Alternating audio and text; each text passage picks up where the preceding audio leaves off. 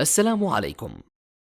لا تنسوا الإعجاب بالفيديو والاشتراك في القناة تشجيعا لنا لنستمر بنشر المزيد إن شاء الله.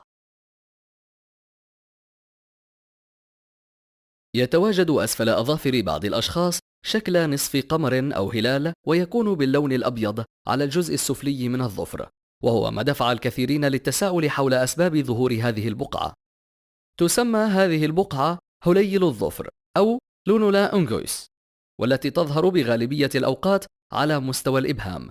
ويدل وجود هليل الظفر باللون الأبيض الواضح والنظيف على صحة الشخص الجيدة ونشاطه الدائم، في حالة وجوده على 8 أو 10 أصابع.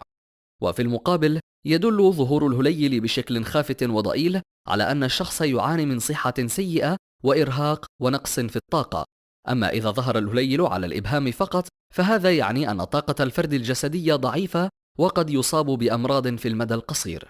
والأظافر عبارة عن غلاف مكون من مواد بروتينية صلبة تدعى الكيراتين، وهي مواد شبيهة بمواد الكيراتين الموجودة في بنية الشعر وبنية جلد الجسم وكباقي أجزاء الجسم، وهي الأخرى عرضة للإصابة بأنواع مختلفة من الأمراض، وصحتها أحد مظاهر صحة أعضاء الجسم.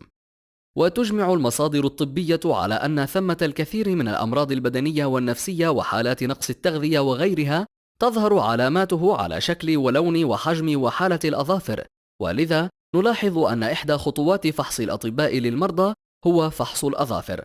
وفي بعض الحالات النادرة قد يظهر بألوان مختلفة، فإذا كان لون الهليل أزرق فقد يدل على الإصابة بالسكري، وإذا كان لونه أحمر فيدل على مشاكل في القلب، وإذا كان اللون مائل للأصفر فقد يدل على الإصابة بفطريات الأظافر.